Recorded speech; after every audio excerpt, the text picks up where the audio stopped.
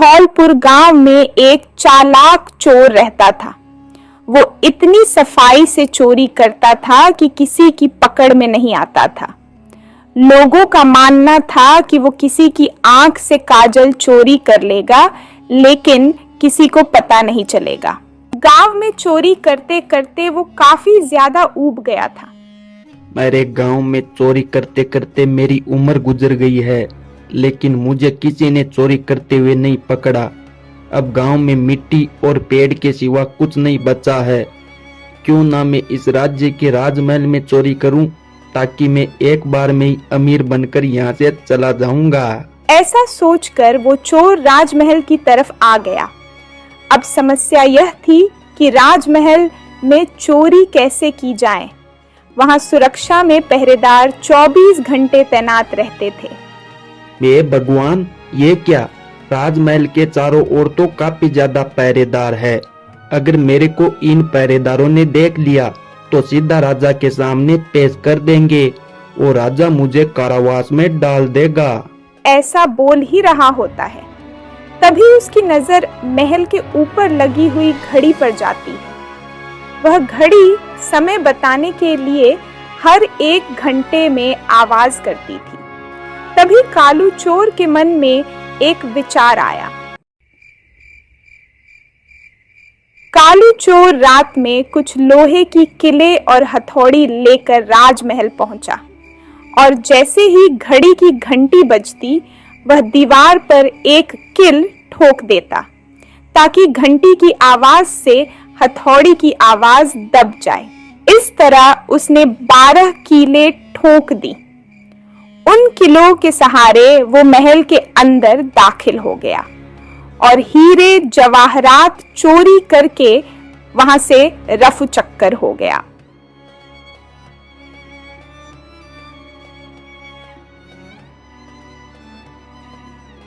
अगले दिन जब राजा को चोरी का पता चला तो उसे यह जानकर बड़ी हैरानी हुई कि इतनी सुरक्षा के बावजूद भी कैसे कोई राजमहल से चोरी करने में कामयाब हो सकता है।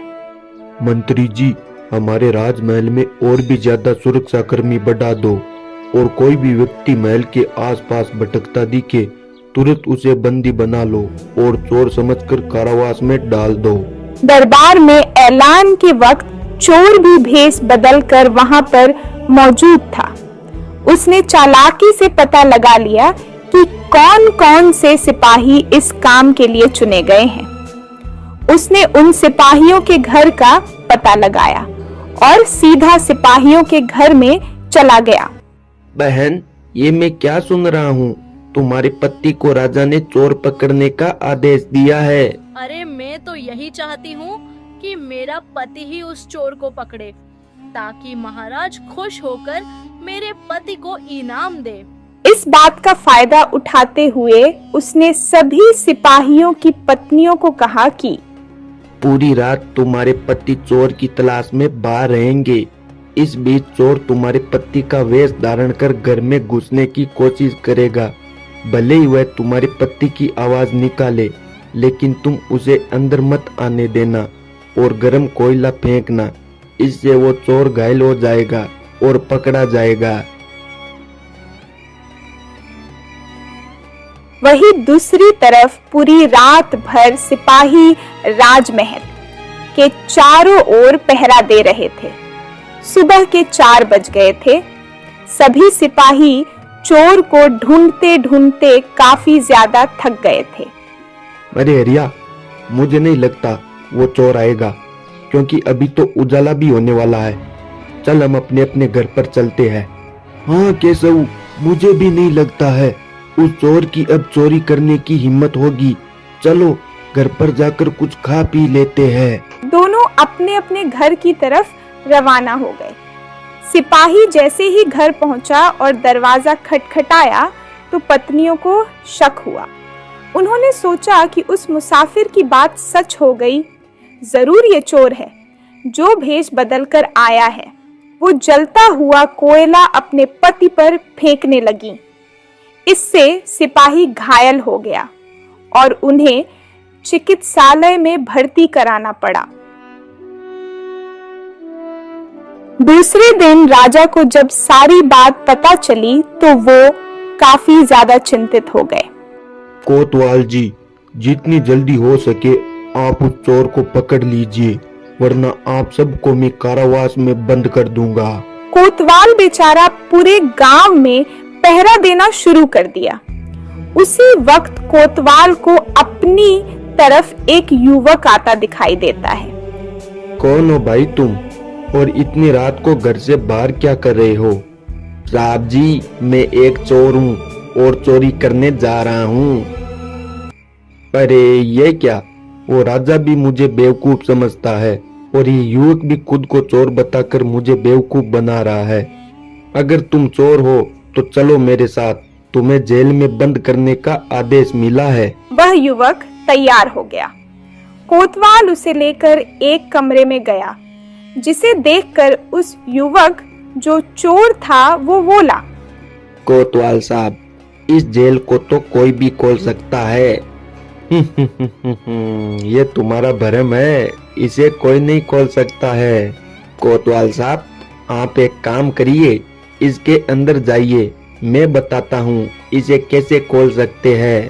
कोतवाल मान गया और जैसे ही वह अंदर गया, चोर ने दरवाजा बंद करके ताला लगा दिया। मैंने पहले ही बोला था ना, मैं चोर हूँ, आप माने नहीं। कोतवाल बेचारा पूरी रात जेल के अंदर रहा। सुबह सिपाहियों की मदद से कोतवाल किसी तरह जेल से बाहर आया और राजा के पास पहुंचकर उसने सारी कहानी सुनाई। पूरी बात सुनकर राजा दंग रह गया। अब आप सबसे कुछ नहीं होगा, मुझे ही उस चोर को पकड़ना पड़ेगा। रात होते ही राजा ने पहरा लगाना शुरू कर दिया।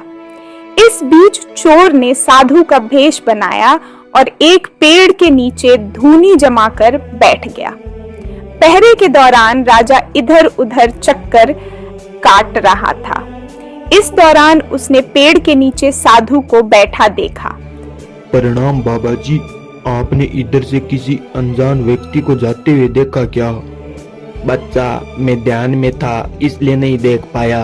तभी राजा ने सोचा, क्यों ना मैं साधु महाराज के कपड़े पहन लेता हूँ और मेरे वाले कपड़े साधु को पहना देता हूँ, ताकि किसी को पता नहीं चलेगा राजा ही साधु है और साधु ही राजा है।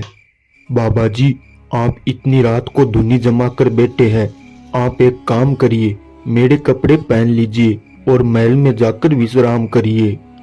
अरे वाह, ये राजा तो है ही मूर्ख, तो मेरे जैसे चोर को क्या घंटा पकड़ेगा? ये तो मुझे खुद महल के अंदर जाने का मौका दे रहा है। ठीक है बच्चा, मैं तुम्हारे कपड़े पहनकर महल में विश्राम करता हूँ। राजा साधु के भेष में पेड़ के नीचे बैठ गया। इस दौरान चोर ने राजा के कपड़े पहने घोड़े पर बैठा और महल जाकर आराम से सो गया। जब पूरी रात गुजर गई, अरे ये बाबा जी अभी तक आए क्यों नहीं, और न ही कोई अजनबी यहाँ से गुजरा। मुझे लगता है अब मुझे राजमहल चलना चाहिए।